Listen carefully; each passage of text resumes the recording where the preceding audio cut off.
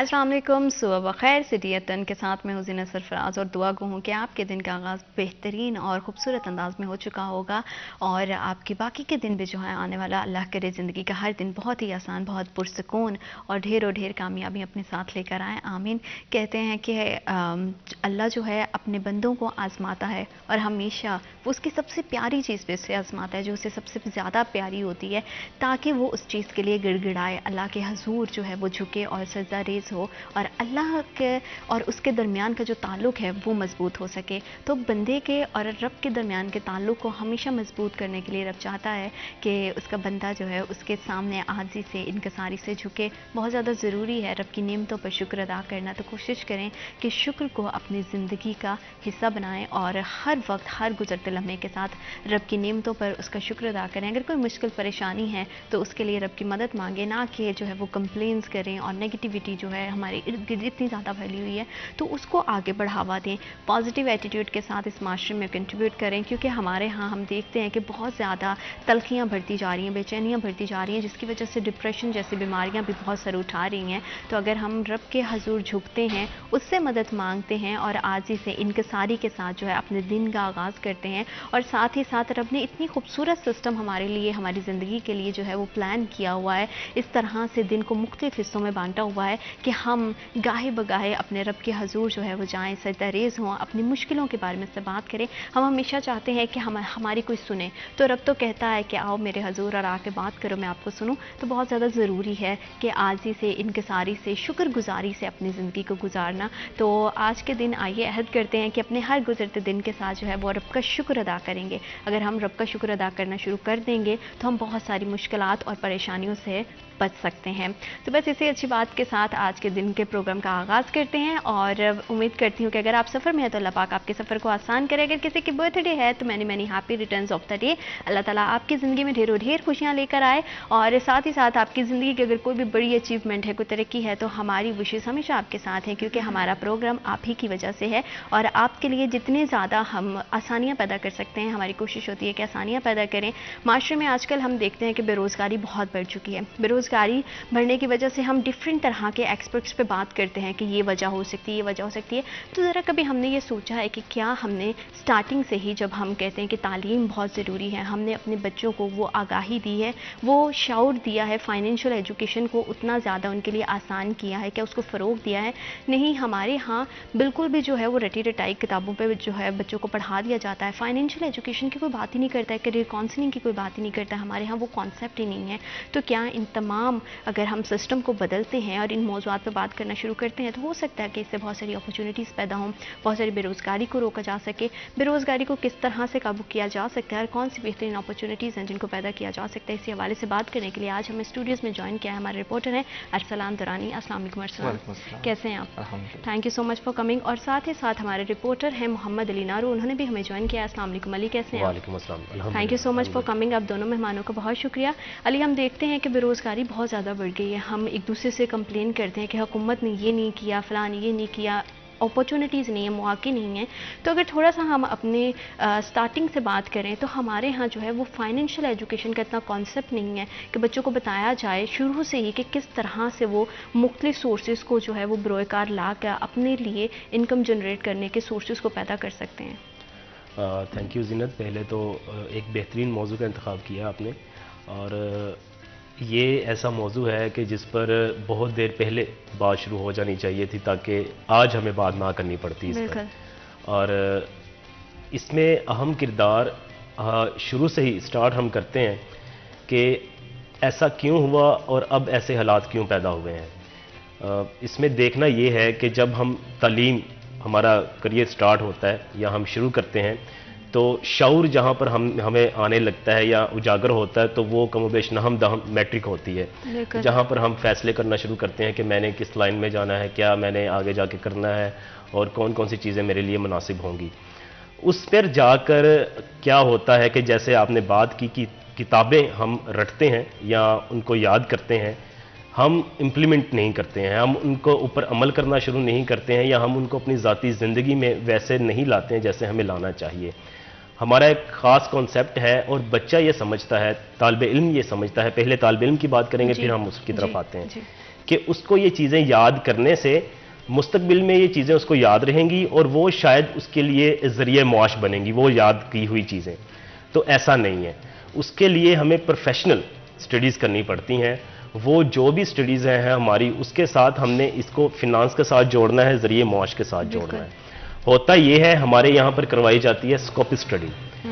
हम शुरू से एक टर्म सुनते आ रहे हैं, बचपन से हमारे घर में बोली जाती है या हमारे जो इदारे हैं वहाँ पर बोली जाती है कि इस चीज़ का स्कोप नहीं है, इस कोर्स का स्कोप नहीं है, ये करो इसका स्कोप है, ये करो इसका स्कोप है।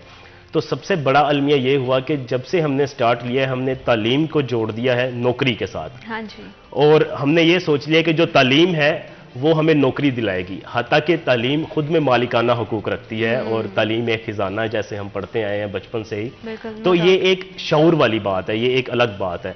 अब आपने उससे पैसे कैसे कमाने हैं, अब आपने उससे इनकम कैसे जनरेट करनी है, तो वो आपके वसीले बनते हैं।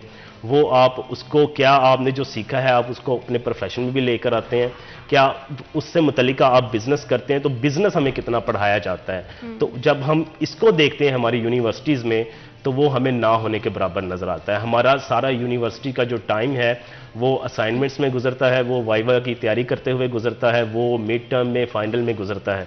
उससे हट करके हम कभी भी ऐसे हमें एक्सपो अरेंज करके नहीं दी जाती हैं, ऐसा हमें मौके पेश नहीं किए जाते जहाँ पर हमें काउंसलिंग हो सके, हमें बताया जा सके कि जनाब आपके पास जब डिग्री होगी तो आप बाहर जाके ये कर सकते हैं। जब आप यूनिवर्सिटी से फारिगुल तहसील होंगे, जब आप अपनी तालीम मुकम्मल कर लेंगे तो उसके बाद आपके पास ये चीज़ें होंगी। अब होता ये है कि हम वो तालीम हासिल करते हैं, हमने मास्टर्स कर लिया और बाद में हम देखते हैं कि इसके लिए नौकरी कहाँ से मिलनी है। और जब हम नौकरी के लिए जाते हैं तो वो आगे से लिखा मिलता है जी आपका तो एक्सपीरियंस ही नहीं है। तो उसने यूनिवर्सिटी में क्या किया है, उसने वो जो अपना मास्टर्स किया या उसकी ग्रेजुएशन जिसमें हुई है, तो उसमें उसका एक्सपीरियंस यूनिवर्सिटी में क्यों नहीं था।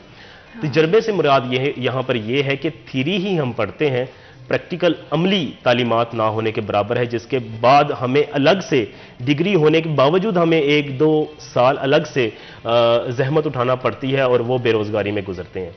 ये वो दुरानिया होता है जब हमारा नौजवान मायूस होता है और वो देखता है कि मेरे मुआशरे में तो इतने मौक़े ही नहीं है कि मैं आगे बढ़ सकूं, मैंने इतना पढ़ रखा है या मैंने मास्टर की डिग्री ले ली है, फ़लाँ कर लिया है, अब मैं करूं क्या। यहाँ पे करने की ज़रूरत ये थी कि उसको मैट्रिक में बताया जाता कि ये जो तुम पढ़ रहे हो ये तुम्हारी नशनुमा करेगा, ये तुम्हारी तरबियत करेगा, ये तुम्हारी जहन साजी करेगा, ये तुम्हें ज़रिया मुआश नहीं देगा। तुमने ज़रिया मुआश के जो मौक़े हैं वो खुद क्रिएट करने हैं। तुम्हें अपने आप से ये देखना है कि मुआशरे में ऐसी क्या चीज़ है। अब देखें वेस्टर्न जो कंट्रीज़ हैं या मगरिब का जो माशरा है, वहाँ पर क्या होता है कि सभी नौजवान पढ़े लिखे हैं, एक बड़ी तादाद है पढ़े लिखे नौजवानों की। क्या वो सभी के सभी मुलाजमत करते हैं? क्या वो सभी के सभी हमें दफातर में जाते नज़र आते हैं? क्या उनकी बड़ी तादाद सुबह को उठ के सरकारी नौकरी करते नज़र आती है? होता ये है कि जब हम तालीम हासिल कर रहे हैं तो हमें रिस्क लेने की तालीम नहीं दी जाती है। हमें बताया ही नहीं जाता कि आपने खेलना कैसे है, हमें बताया ही नहीं जाता कि आपने इन्वेस्ट कैसे करना है, हमें बताया नहीं जाता कि आपने सोर्स जनरेट कैसे करना है, आपने इनकम कैसे कमानी है। देखें बड़ी तादाद वो है जो कि मास्टर्स तक अपने वालिदैन के खर्चे पे तालीम हासिल कर रही होती है और उन्होंने ना ही कभी कहीं ट्यूशन्स पढ़ाई हैं, ना ही उन्होंने उनका मतलब कि ना ही टीचिंग से वास्ता रहा और ना ही उन्होंने कोई पार्ट टाइम और जॉब की है। उनको लगता होता है कि जब हम मास्टर करेंगे, मास्टर के फ़ौरन बाद या हमने एमफिल किया, कुछ भी उन्होंने किया है, तो हम किसी इदारे में जाएंगे तो वो हमारे लिए नौकरी लेकर बैठे हुए हैं। ऐसा नहीं है। तो यहाँ पर जहन साजी होने की ज़रूरत है कि आपकी तालीम बराए नौकरी नहीं है, तालीम बराए शऊर है, आप उसको हासिल करें। हाँ, कुछ ऐसी प्रोफेशनल डिग्रीज हैं, डॉक्टर है वो डॉक्टर ही बनेगा, वो जाहिरी बात है, वो कोई अपना चाहते ही क्लिनिक अगर है उसके पास इतनी वुसअत तो क्लिनिक डाले वो करना, तो वो नौकरी करेगा। बात तो वही ना अली, जैसे आप बात कर रहे हो कि ये शऊर की बात है, तो इसमें हमारी काउंसलिंग बहुत ज़्यादा अहम किरदार अदा करती है। तो अरसलान, आप क्या समझते हो कि फाइनेंशियल एजुकेशन के साथ काउंसलिंग का कॉन्सेप्ट कितना ज़्यादा इंपॉर्टेंट है? उसको स्किल्स के हवाले से नहीं सिखाया जाता। जो वेस्टर्न कंट्रीज़ हैं या मैं जापान की ज़्यादा मिसाल देता हूँ कि वो टेक्नोलॉजी में इस कदर आगे क्यों है, क्योंकि बच्चे को स्टार्ट से ही एजुकेशन तो वो जो हासिल कर रहा है वो कर रहा है, लेकिन टेक्नोलॉजी की जो स्टार्टिंग है वो उसको तब से ही सिखाना शुरू कर देते हैं। उनके ये कल्चर में चीज़ें पाई जाती हैं, उनको सिखाया जाता है शुरू में ही कि यार ये स्किल्स भी सीखें, ये स्किल्स आगे जाके उनके काम आएंगी। अब हमारा ग्रेजुएट होता है जी इंजीनियर और वो काम कर रहा होता है, मतलब प्लम्बर बना होता है, इंजीनियर वो जस्टिस नहीं कर रहा होता अपनी डिग्री के साथ। फिर जो मिलेगा फिर वो उसी को एक तो ये है कि ये जैसे नारू भाई बात कर रहे थे कि हम फिर यूनिवर्सिटीज़ में क्या पढ़ के आते हैं, यूनिवर्सिटी में हमें क्या काउंसिल किया जाता है कि आपने प्रोफेशनली जाके क्या करना है या उस हवाले से क्या किया जाता है। तो होना ये चाहिए कि जब आप यूनिवर्सिटी में हो तब भी आपको प्रैक्टिकल चीज़ें करवाना शुरू कर दी जाएँ। अब एक ग्रेजुएट होता है, यूनिवर्सिटी से निकलता है, फारिग तहसील होता है, तो फिर जब वो बाहर जाता है तो उसको फिर 1 साल 1.5 साल इंटर्नशिप करनी पड़ती है विदाउट एनीथिंग। वो उस 1 साल का उसे कोई मुआवजा नहीं दिया जाता उसकी उस मेहनत का। फिर इंटर्नशिप की बेस पर भी उसको जो पहली जॉब मिलती है ना, वो कोई इतनी अच्छी नहीं मिलती, उसको बस वो स्टार्टिंग के वाली ही समझी जाती है। 1 साल वो हो गया, फिर 2-3 साल उसको वहाँ पर उसने स्टार्टिंग में लगा दिए, फिर उसके बाद कहीं जाके उसका नाम बनता है। तो ये इतना टाइम ज़ाया होता है। तो इस टाइम को किस तरह से बचाया जा सकता है? इस तरह से बचाया जा सकता है कि शुरू से ही करियर काउंसलिंग की जाए, स्किल के हवाले से काम किया जाए। हमारे यहाँ स्किल डेवलपमेंट के इदारे भी कितने हैं। एक टैप्टा काम कर रहा है जो मैकेनिकल, और इसके अलावा अब तो खैर और भी दीगर जो ऑनलाइन से रिलेटेड चीज़ें वो भी शुरू की हैं। तो एक तो स्किल डेवलपमेंट के हवाले से इदारे नहीं हैं। शुरू से इदारे होने चाहिए। बच्चा बेशक जाके पढ़े। जब आप हमारे यहाँ क्या होता है, बच्चा सुबह उठ के मदरसे जा रहा होता है, अरबी पढ़ रहा होता है, वापस आता है, स्कूल जाता है, फिर वापस आके फिर मदरसे जाता है। तो इतना सारा पहले ही उसके बोझ ज़्यादा होता है। तो स्किल डेवलपमेंट शुरू जब उसका चाइल्डहुड होता है तब भी शुरू करवाना बड़ा मुश्किल काम है। लेकिन मेरा ये ख्याल है कि इदारे होने चाहिए स्किल डेवलपमेंट के, तो स्टार्ट से ही स्किल डेवलपमेंट शुरू कर दी जाए। तो ये काउंसलिंग शुरू से ही शुरू होनी चाहिए। मतलब जब बच्चा ग्रूम हो रहा होता है तो उसके माइंड में ये चीज़ होनी चाहिए कि ये आपको खुदा ना खास्ता ऐसी सूरत हाल भी होती है कि आप उस फील्ड में नहीं जाते जो आपने शुरू किए। लेकिन अब बच्चे को क्या पढ़ाया जाता है, बस ठीक है मैट्रिक तक तो उसको पता ही नहीं होता कि मैंने क्या करना है, इवन इंटर तक नहीं पता होता। हालांकि जो 15 से 16 साल की उम्र की मतलब उम्र है जिसमें मैट्रिक की, जैसे कि अली ने भी पहले बात की कि बच्चों को तब से सिखाना चाहिए, उस टाइम पे बच्चे का माइंड भी बहुत ज़्यादा एक्टिव भी होता है और शार्प भी होता है, वो जल्दी चीज़ों को सीखता है। तो जो आप बात कर रहे हो कि 1 साल इंटर्नशिप में बाद में ज़ाया करता है, उससे बेहतर है कि अगर हमें पता है कि हमारे यहाँ का इस तरह का निज़ाम है तो वो 12 बजे तक 12:30 तक अगर क्लासेस होती हैं तो उसके बाद वो इंटर्नशिप के लिए कोई जगह देखे, वहाँ पे जाए, सीखे। इसमें अली बहुत बड़ा एक फैक्टर ये भी है कि हमारे यहाँ स्टूडेंट्स भी जो है वो भी ये इंतज़ार करते हैं कि डिग्री कंप्लीट हो जाए, डिग्री लेके जाएंगे, वही वाली आप वाली बात। तो उनके जहन में होता है कि अच्छी हैंडसम अमाउंट पे जो है ना वो कहीं ना कहीं हमें हायर कर लिया जाएगा, जो कि बिल्कुल ही एक ख्वाब जैसा ही है। जब वो प्रोफेशनल लाइफ में आते हैं तो उनको पता चलता है कि क्या हकीकत है। तो ये स्टूडेंट्स पे बेस करता है कि अगर स्टार्टिंग से वो चीज़ें नहीं हुई हैं तो एटलीस्ट कॉलेज और यूनिवर्सिटी तक जब वो पहुंचता है तो वो खुद के लिए खुद अपॉर्चुनिटीज़ को क्रिएट करे, खुद अपने लिए एफर्ट करे। लेकिन हमारे यहाँ स्टूडेंट्स भी जो है अपना कंफर्ट जोन नहीं छोड़ते हैं। हाँ जी बिल्कुल, बड़ा ज़बरदस्त बात की है आपने कि स्टूडेंट अपने उस सर्कल से बाहर ही नहीं आ पाता है जिसमें वो रहना चाहता है और उसको अपॉर्चुनिटी मिलती है। इंटर्नशिप की बात की दुरानी ने, बड़े बहुत ज़्यादा इदारे हैं और स्टूडेंट्स के पास अपॉर्चुनिटीज़ आती हैं। देखें, दो तरफा काम होते हैं, एक तो काम करवाने वाले होते हैं, दूसरे काम करने वाले होते हैं। अगर दोनों की जानिब से ढील से काम लिया जाता है तो उसका रिजल्ट नाकामी ही निकलता है। कहीं ना कहीं तो हमें करना पड़ता है। जो स्टूडेंट स्ट्रगलिंग फेज़ में कामयाब होता है, जो खुद को स्ट्रगल में डालता है, जो खुद को मसरूफ़ रखता है, इसलिए हम कहते हैं कि आपके पास स्किल्स होनी चाहिए, हुनर होना चाहिए आपके पास, और आप अपने टाइम मैनेजमेंट देखें। फ़कत टाइम मैनेजमेंट हमारे स्टूडेंट्स को सिखा दी जाए ना कि जनाब आपका सारा दिन गुजरना कैसे है, और हम ये रियलाइज़ करना शुरू कर दें कि हमने अपने 24 घंटे गुजारने कैसे हैं। एक स्टूडेंट की लाइफ में क्या है, उसने पढ़ना है या पढ़ाना है या पढ़ा रहा है, अगर कोई और काम कर रहा है इससे हटकर, तो उसके पास और कौन कौन से मौके होते हैं। देखें, एक टर्म इस्तेमाल होती है मुराकबा। स्टूडेंट्स का इस समय क्या किरदार होना चाहिए और किस तरह से वो अपने लिए खुद से आसानियां पैदा कर सकता है, इसी हवाले से मजीद बात करेंगे। वक्त एक छोटी सी ब्रेक का, will be right back after a short break.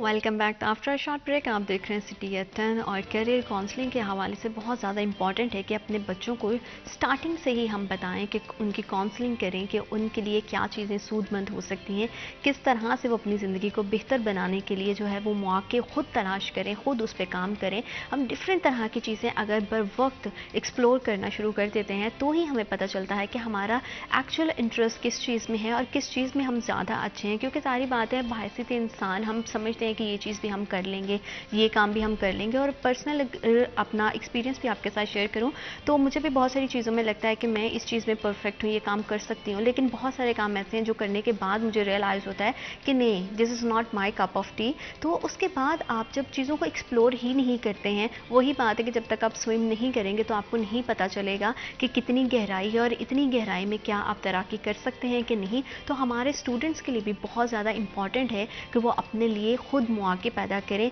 Different तरह की चीज़ों को जो है वो अपनी स्टूडेंट लाइफ से ही एक्सप्लोर करना स्टार्ट करें, ताकि जब तक उनकी डिग्री कंप्लीट हो उनको पता हो कि उनकी नीश क्या है, उनका इंटरेस्ट क्या है और कहाँ वो अच्छे से सर्व कर सकते हैं और किस तरह के मौके उनके लिए होने चाहिए और किस तरह उनको एफर्ट करनी चाहिए। इसी हवाले से हमें बता रहे थे अली आप बता रहे थे कि किस तरह से जो है वो स्टूडेंट लाइफ से ही अगर एक स्टूडेंट भी अपनी स्ट्रगल को स्टार्ट करता है और वो अपने लिए खुद एफर्ट करता है, हाथ पैर चलाता है, तो हो सकता है कि डिग्री कंप्लीट होने तक उसको पता हो। और वैसे बहुत बार ऐसा भी होता है कि बहुत मतलब अगर जिस ऑर्गेनाइजेशंस में फ्री काम करने वाला किसी को बुरा नहीं लगता, इंटर्नशिप अगर आप बर वक्त स्टार्ट कर देते हो तो वही जब डिग्री कंप्लीट होती है तो वही फर्म या वही ऑर्गेनाइजेशन इदारा आपको प्रेफर करता है अपने पास रखने के लिए। तो ये वो काम है जो स्टूडेंट को अपनी तरफ से खुद से एक्स्ट्रा एफर्ट करनी पड़ेगी, क्योंकि अपनी लाइफ को उसने सेटल करना है।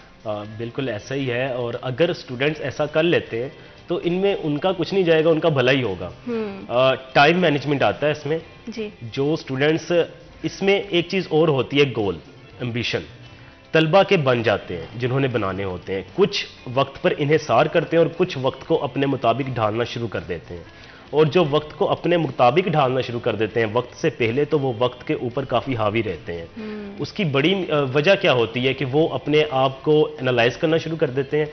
सबसे ज़रूरी चीज़ क्या है कि आपके पास एम, आपके पास मकसद आ गया कि मैंने करना क्या है, एक चीज़ आपकी क्लियर हो गई। अब उसको करने के लिए आपके रास्ते कौन कौन से जाते हैं। आप डिग्री हासिल कर रहे हैं, आप ऑफिशियल तरीका है, आप डिग्री हासिल कर रहे हैं, आपके पास पता होगा जनाब ये बंदा ये डिग्री होल्डर है, इसके पास ये काम करता है। अब उससे मुतल्लिका चीज़ें देखें। मैं आपको एक सादा सी सीधा सी मिसाल देता हूँ अपनी, कि अल्हम्दुलिल्लाह जब मैं मैथ्स कॉम का तालिब इल्म था, उससे पहले मैं ट्यूशन्स भी पढ़ाता था।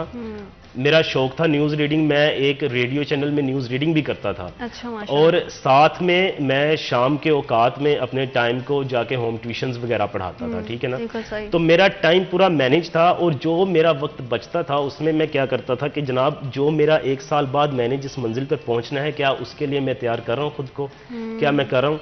उसके लिए क्या था कि मैं बहैसियत जर्नलिस्ट मैं करंट अफेयर्स पढ़ता था, मैं चीज़ें सुनता था, एक बुलेटिन में लाजमी देखता था कि मैंने देखना है कि आज क्या हो रहा है मेरे मुआशरे में, क्या हुआ है क्या नहीं हुआ। कुछ मैंने अखबार के सफ़ात पढ़ लिए तो मैं खुद को उसके मुतालिक तैयार लगता था।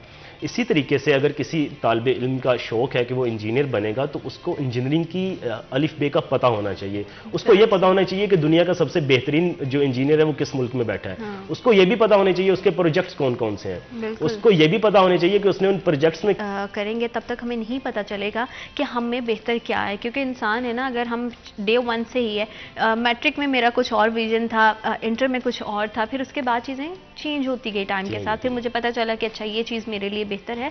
तो अरसलान जैसे बात की कि अली ने कहा कि अगर आपकी इंग्लिश वीक है तो आप उसके, तो क्या ज़रूरी है कि सेल्फ एनालिसिस के लिए डिफरेंट तरह के हम पॉइंटर्स बना के लिखते हैं ना, अपनी विश लिस्ट बनाते हैं कि ये करेंगे, लोग इसको बड़ा मजाक भी उड़ाते हैं। कितना ज़्यादा इंपॉर्टेंट है अपने विजन्स को जो है लिख के अपने सामने रखना, कि आपको उससे भी एक बड़ी मोटिवेशन मिलती है। आप जब सुबह उठते हो वो लिस्ट देखते हो, वो डायरी खोलते हो, तो आपको पता चलता है अच्छा मुझे ये सब चीज़ें करनी है। तो खुद के लिए एक रोड मैप बनाना कितना ज़्यादा इंपॉर्टेंट है। बहुत ज़रूरी है। जैसे कि नारू ने बात की, अब मैं अपनी मिसाल दूंगा कि मेरा वॉइस ओवर बिल्कुल भी अच्छा नहीं हुआ करता था। शुरू में जब मैं यूनिवर्सिटी में था तो मैं भी एक FM से मुंसलिक था, मैं जाके वहाँ पर स्पोर्ट्स का प्रोग्राम करता था। शुरू में मुझे बहुत मसला होता था बोलने में और वो एक्सेंट अपनाने में, क्योंकि मेरा जो बैकग्राउंड है वो पंजाब के उस इलाके से है जहाँ पर जांगली बोली जाती है। तो वो मेरे लहजे में नज़र आती थी कि यार मैं उस तरह बोलता हूँ। फिर मैंने उस पर काम करना शुरू किया। फिर मैं सुबह शाम बस यही सुनता था कि मैंने किसको सुनना है, किस तरह अपने अल्फाज को वैसे करना है, किस तरह मेरी आवाज़ से ये नहीं लगना चाहिए कि मैं फ़लाँ इलाके से हूँ, कोई ये जज ना कर सके। तो फिर मैंने ज़िया मुहीउद्दीन को सुना और हर उस बंदे को सुना। मतलब मैं बड़ा मेरी बड़ी इंस्पायरेशन थी अजय शरीफ के हवाले से। तो उसको मैंने उसका स्टाइल कॉपी करना शुरू किया। और अब मैं ये कह सकता हूँ कि कोई भी वॉइस ओवर आर्टिस्ट हो, वो एक दफ़ा कोई एक लाइन बोल तो उसको कॉपी करना मेरे लिए कोई मुश्किल काम नहीं है। तो उसके बाद फिर मैंने कॉपी करना शुरू किया आहिस्ता आहिस्ता आहिस्ता आहिस्ता, तो बहुत बेहतरी आई। तो जिसने अपना कोई टारगेट सेट करना है ना, मेरी ये खामी है, मैंने इस पर कंट्रोल करना है, तो उसको छोटे छोटे टारगेट सेट करने पड़ेंगे। एक दिन में ये करना है, दूसरे दिन में ये करना है, तो इस तरह टारगेट सेट करके वो अपनी अपनी जो खामी है उसको दूर करना एक अलग चीज़ है, लेकिन उसमें बेहतरी तो आ सकती है। तो ये इस हवाले, पहली तो बात ये करेगा कौन, जिसके अंदर मोटिवेशन होगी। एक सेल्फ बिहेवियर भी होता है, एक सेल्फ हम एनालिसिस करते हैं अपना कि यार मैं किस सिचुएशन में हूँ। अब जिसको शौक होगा वो तो ये करेगा, वो तो अपनी खामियां भी दूर करेगा, वो अपने में बेहतरी के लिए इकदाम भी करेगा, अपनी बेहतरी के लिए प्लान्स भी करेगा। लेकिन जिसको शौक ही नहीं, जैसे नारू ने भी एक बड़ी इंपॉर्टेंट बात जो है वो हाईलाइट की है कि वो स्टूडेंट्स जो बस जाते हैं और आज चले जाते हैं, उनका कोई मोटिव नहीं होता यार हमने क्यों करना है, और जो हम पढ़ रहे हैं वो क्यों पढ़ रहे हैं, उनको पता ही नहीं है, बस आ रहे हैं। उनके पास अच्छा खासा एक फाइनेंशियल बैकग्राउंड है तो वो इंजॉय कर रहे हैं, उनकी बात मैं नहीं कर रहा। I am talking about the students जो बाकी विशिंग होते हैं कि यार मैंने कुछ बनना है, कुछ करना है अपनी लाइफ में जाके, तो वो स्टूडेंट्स के लिए बेहतर है कि वो अपना self analysis time to time करते रहें, ताकि अपनी जो खामियां उन पर कंट्रोल कर सकें और आगे बढ़ सकें। अच्छा, यहाँ पर यूनिवर्सिटीज़ जो हैं वो करियर काउंसलिंग के हवाले से उनका ज़ीरो कंट्रीब्यूशन है, उस लेवल की नहीं करवाते। स्टूडेंट ने खुद ही करना, खुद एफर्ट करनी है कि यार अगर मुझे ये शौक है तो मैं इसके लिए कहाँ पर जाऊँगा। फॉर एग्जांपल हमें बोलने का शौक था, हमें वो शो प्रोग्राम करने का शौक था, तो इसमें ये भी है ना कि आपका कितना इंटरेस्ट है और आप कितना ज़्यादा, क्योंकि एक एनवायरनमेंट हर जगह पे मौजूद नहीं होता है, उस एनवायरनमेंट को जो है वो स्टूडेंट ने खुद बनाना होता है। ये हमने डिसाइड करना होता है कि ये हमारा मिशन है, ये हमारा विजन, इसको हमने किस तरह से फॉलो करना है, कौन सी ऐसी चीज़ें हैं जो हम कर सकते हैं, कौन से ऐसे अपॉर्चुनिटीज़ हैं या कौन सी ऐसी हमारे पास सोर्सेज हैं जिसको हम इस्तेमाल करके अपने विजन और अपने मिशन, अपने गोल तक पहुंच सकते हैं। इसी हवाले से मज़ीद बात करेंगे। वक्त तो एक छोटी सी ब्रेक का, will be right back after a short break.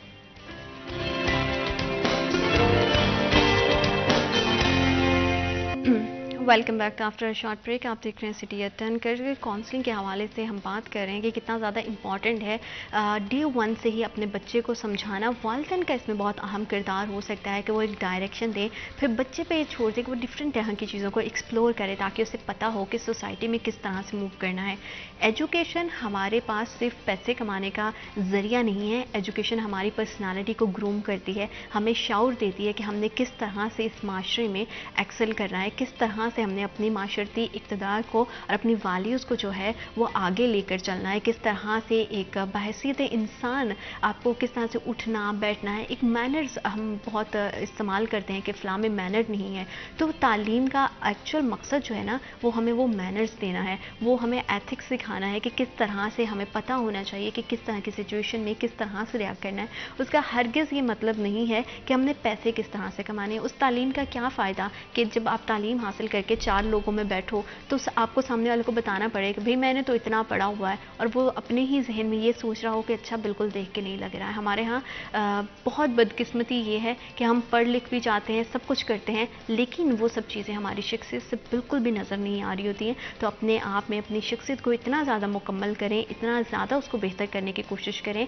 मैं यहाँ पर बैठी हूँ तो मैं भी हमेशा से ऐसी नहीं थी, टाइम टू टाइम मेरी भी पर्सनालिटीज़ में चेंजेस आई हैं, और आने वाले टाइम में हो सकता है बहुत सारी और भी तब्दीलियाँ आएँ। तो लर्निंग के जो एक अमल है उसको हमेशा से जारी रखिए। कोशिश करें कि अगर कोई अच्छी चीज़ आप अपने से छोटे में देखते हैं या अपने से बड़े में देखते हैं तो उसे अपनी ज़ात का हिस्सा बनाएं और उसे आगे भी बढ़ाएं। करियर काउंसलिंग बहुत ज़्यादा ज़रूरी है, फाइनेंशियल एजुकेशन बहुत ज़्यादा ज़रूरी है। इन तमाम अगर मराहिल को हम फॉलो करते हैं तो मुझे लगता है कि फिर हमारे माशरे में ढेरों अपॉर्चुनिटीज़ भी हैं, और बहुत सारे ऐसे हमारे पास आगे हमें बिज़नेस के आइडियाज़ भी आते हैं, क्रिएटिविटी पे भी आते हैं। हम देखते हैं कि 4 लोग बैठते हैं ना आपस में दोस्त, तो वो हल्ला गुल्ला करते हैं, वो भी करना चाहिए, अच्छी बात है, लेकिन हम जो है वो करियर के हवाले से बहुत कम बात करते हैं, क्रिएटिविटी पे बात बहुत कम करते हैं। इसकी क्या वजह है जानते हैं अली से कि अली, जब हम बहुत सारे ऐसा टाइम देखते हैं कि दोस्त आपस में बैठते हैं, एक ग्रुपिंग होती है तो उसमें एक दूसरे के साथ मजाक किया जाता है, एक दूसरे पे जोक्स क्रैक किए जाते हैं, जो कि बहुत खूबसूरती है एक दोस्ती की। लेकिन कभी हम देखते हैं कि हमारे यहाँ वो कॉन्सेप्ट नहीं है कि हम जो है वो क्रिएटिविटी पे बात करें, अपॉर्चुनिटीज़ पे बात करें, या दो दोस्त बैठ के कहें कि चलो भाई हमारे पास इतनी इतनी सेविंग है, पहले कुछ ना कुछ काम करते हैं, सेविंग करते हैं और फिर कोई छोटा सा सेटअप से अपना बिजनेस स्टार्ट करते हैं, ताकि हमें जो है वो नौकरियों के झंझट में पड़ना ही ना पड़े। तो इस तरह की गैदरिंग्स क्या मौजूद हैं, एग्जिस्ट करती हैं हमारे यहाँ, या आपको लगता है कि इसकी अभी बहुत कमी है? जीनत, इस हवाले से तो दोस्तों यारों का आपने उसको बड़ा मुख्तलिफ और बड़ा मुनफरिद रंग दे दिया है कि क्रिएटिविटी दोस्तों और यारों से मुमकिन है, ये आपके सर्कल पे डिपेंड। मुझे लगता है वो बहुत आसान है। हाँ। क्योंकि हमारा अपने दोस्तों के साथ एक कंफर्ट जोन अलग होता है। बिल्कुल, इसमें ये है, डिपेंड करता है आपके दोस्तों पर और आपके यारों पर कि आप किस तरह की कंपनी में बैठते हैं या उठते हैं, और या आपके दोस्त क्या करते हैं। होता ये है कि हमारे यहाँ पर बहस बाय बहस होती है, बहस बराए तनकीद होती है, बहस बराए इस्लाह बहुत कम होती है। गुफ्तगू बराए तनकीद होती है, गुफ्तगू बराए इस्लाह या तख्लीकी गुफ्तगू ना होने के बराबर होती है। हम जब दोस्त का एक लफ्ज़ मेरे मुआशरे में जहन में आता है तो दूसरा लफ्ज़ साथ में आता है मज़ा, हल्ला गुल्ला, और तीसरा लफ्ज़ आता है ट्रिप, टूर, चौथा लफ्ज़ आता है कि यार मिलके खाएंगे, बैठेंगे, पिएंगे। अच्छा, जो आपने बात की है वो लफ्ज़ या वो सोच कमोबेश मेरे मुआशरे का हिस्सा बहुत कम है। आप फेसबुक का बानी, उसकी फेसबुक इजाद उसके दोस्तों का ज़ख़ीरा है। दोस्तों की बैठक है और सोचा गया कि हमने एक दूसरे से कम्युनिकेशन किस तरह से करनी है, हम क्या कर सकते हैं, और वो कम्युनिकेशन इस तरह से बढ़ी कि आज कोई कमोबेश करोड़ों के जो लोग हैं दुनिया के, वो उसने एक दूसरे से अटैच कर दिए। इसको हम कहते हैं तख्लीकी गुफ्तगू, या उन्होंने सोचा और वो परवान चढ़ गया। इसी तरह से कई इजादात हुई हैं जो वक्त की ज़रूरत थी और वो बातचीत हो रही थी, लेकिन बाद में वो पता चला कि जी वो इजाद बन गई है, बहुत बड़ी इन्वेंशन हो गई है। अब मेरे मुआशरे में मसला ये है कि हम बेरोज़गारी से ही बाहर नहीं आ रहे।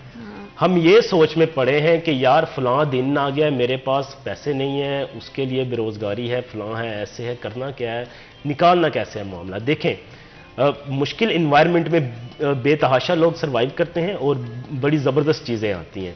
लेकिन अगर आप क्रिएटिव बंदे हैं या आप सोचते हैं कि आप कुछ तख्लीक कर सकते हैं या कमोबेश आपकी इन्वायरमेंट वैसा है, तो आपकी बैठक आपके लिए बड़ी मफीद साबित होती है। लेकिन मेरे यहाँ पर ऐसा नहीं है। अब होना क्या चाहिए कि जब हमने डिग्री ले ली, सारे मामलात कर लिए, तो बेरोज़गारी का छोटा सा आंसर जो है, इसको हमने ख़त्म कैसे करना है। मैं अगर मास्टर्स हूँ तो मैं, जब मेरे पास डिग्री है, मेरे पास नौकरी नहीं है, अब मैं सोच रहा हूँ कि यार मैंने पैसे कहाँ से कमाने हैं। तो मेरा मोहल्लेदार, एक मेरा मैट्रिक में जो दोस्त हुआ करता था, उसने 10वीं जमात में मैट्रिक करने के बाद तालीम छोड़ दी और उसने आलू के पकोड़े, अपना पकोड़े शकोड़े लगा ली, उसने फ्राइज़ लगा ली, ठीक है, और उसका अच्छा रोज़गार है। वो मुझे कहता है कि यार तू वेला फिरदा पे दिनों के तू कुछ लगा ला, कोई काम कर लो, तुम मेरे जैसा फ्राइज का काम कर लो, वहां पर ठेला लगा लो या किसी जगह स्टॉल लगा लो। तो मेरा सबसे पहला सवाल क्या होगा खुद से कि यार मैंने तो मास्टर्स किया हुआ है, मेरे पास तो डिग्री है, ये करता मैं अच्छा लगूंगा। नहीं भाई, ये नहीं होना चाहिए। काम छोटा बड़ा नहीं होता। अगर आप ये सोच लें कि वो काम उस बेरोजगारी की निस्बत कोसों अच्छा है, कहीं अच्छा है, जो आपने किसी के आगे हाथ फैलाने हैं, वो आपकी पॉकेट मनी है, वो पैसे हैं, वो कम हो, वो ज़्यादा हो। और हमने बेशतर यही देखा है कि काम की इब्तिदा छोटी सी होती है, आइडिया छोटा सा होता है, और वो बाद में पता चलता है जी ब्रांड बन गया है। बाद में पता चलता है 6 फ्रेंचाइजीज इसकी शहर फैसलाबाद में है, 7 लाहौर में है, 8 कहीं पर है। तो ये काम हमेशा छोटे छोटे से शुरू होता है। ये इस कम्प्लेक्स से बाहर निकलने की ज़रूरत है कि काम छोटा होता है। आपके पास नौकरी नहीं है, आप बेरोज़गार हैं, आप कुछ भी हैं, आप वक्त की ज़रूरत को समझें। आपने एक चीज का तहिया कर लेना है कि मैंने फारिग नहीं बैठना, मैंने वक्त का इंतजार नहीं करना है, मैंने अच्छे वक्त का इंतजार नहीं करना। यकीन माने अच्छा वक्त आता नहीं होता, अच्छा वक्त लाना पड़ता है और आपको आगे बढ़ना पड़ता है। कभी भी कुआं आपके पास नहीं आएगा। अगर आप प्यासे हैं तो आपको कुएं के पास ही जाना पड़ेगा। आप ये छोड़ दें। देखें, मेहनत का एक तरीका होता है, आप मेहनत करते हैं। मैं आपको एक दास्तान सुनाता हूँ, छोटी सी अफसानवी कहानी है कि गुरदासपुर का एक मलंग, उसके बारे में मशहूर था कि जो जगह बंजर हो जाती थी वो वहाँ पर जाता है और वहाँ पर वो रक्स करता है, नाच करता है, और जब वो बंजर ज़मीन होती है लोग उसको बुलाते हैं तो वहाँ पर बारिश शुरू हो जाती है। 10 से 15 मिनट का रक्स करता है और वो वहाँ पर बारिश आने लगती है। तो गोरों ने सुन लिया उस वक्त के, उन्होंने कहा चले हम भी देखते हैं। तो उस बंदे को एक जगह बुलाया गया। अब मैं ये कहना चाह रहा हूँ कि आपकी मेहनत होनी चाहिए, उसका टाइम नहीं होना चाहिए। उस बंदे को वहाँ पे बुलाया, ज़मीन बंजर थी और उसने रक्स करना शुरू किया। वो 10 मिनट गुजरे, 5 मिनट गुजरे, 15 मिनट गुजर गए, तो वो गोरों ने कहना शुरू कर दिया कि जनाब ये तो वो ये अफवाहें, झूठ वगैरह, फलां फलां, 15 मिनट गुजर गए, बारिश तो नहीं हुई है। 15 मिनट गुजरे, 30 मिनट, 45 मिनट, कोई 1 घंटे बाद बारिश शुरू हो गई। अच्छा। तो गोरों ने उससे कहा कि जनाब मसला तो था 15 मिनट का, आपने 15 मिनट रक्स करना था तो बारिश शुरू हो जानी थी, बारिश लेकिन 15 मिनट शुरू नहीं हुई। उसने कहा हरगिज़ ऐसा नहीं है, मैंने कभी ये सोचकर नहीं नाचा या मैंने रक्स किया कि मैं 15 मिनट रक्स करूंगा तो बारिश शुरू हो जाएगी। मैंने जब भी रक्स शुरू किया है इस नीयत के साथ किया है कि ए अल्लाह मैं तब तक नाचता रहूंगा जब तक तो बारिश नहीं बरसाएगा। जब तक मैं मेहनत करता रहूंगा तब तक तो मुझे इनाम अपना कामयाबी नहीं देता, मेरी मेहनत जारी रहेगी। तो ये सोच होनी चाहिए, टाइम लिमिटेशन नहीं लगानी है आपने। आपने अपने आप को संजीदा करना है, आपने मेहनत करनी है। अल्लाह रब्बुल इज़्ज़त ने आपके खाते में मेहनत डाली है, नताइज उसने अपने हाथ में रखे हैं, तो वो आपने बेशक बेशक ये बहुत ज़्यादा ज़रूरी भी होता है कि बगैर ये सोचे कि कितना टाइम लगेगा, अब बस मेहनत करते जाओ। हमारे यहाँ ये भी बड़ा अरसलान देखने में आता है कि हम सोचते हैं कि अच्छा 6 महीने का टारगेट रखा, मैं 6 महीने ये काम करूँगा। हो सकता है कि अल्लाह ने आपके नसीब में इसकी कामयाबी 7वें 8वें माह में लिखी हो, तो हम जब वो पहले ही काम छोड़ देते हैं तो ये बड़ा एक वो अजीब सी सिचुएशन हो जाती है। तो लेकिन उम्मीद करते हैं कि आज के इस पूरे सेशन से जो है वो हमारे देखने वालों को बहुत ज़्यादा फ़ायदा भी हो और कहीं ना कहीं वो मोटिवेट भी हुए। आप दोनों मेहमानों का बहुत शुक्रिया, आपने हमें और हमारे प्रोग्राम को वक्त दिया। और जितने भी देखने वाले हैं मैं उनसे भी यही कहूँगी कि हमेशा जो है वो उम्मीद का दामन हाथ से नहीं छोड़ना चाहिए और मेहनत करते रहना चाहिए। मेहनत बहुत ज़्यादा ज़रूरी है। डिफरेंट तरह के जो है वो अपनी आँखें और कान खुले रखें, मौके तलाश करें, जैसे ही कोई अपॉर्चुनिटी मिलती है उसे ग्रैब करें, उस पर मेहनत करें और कामयाबी यकीनन आपका मुकद्दर होगी।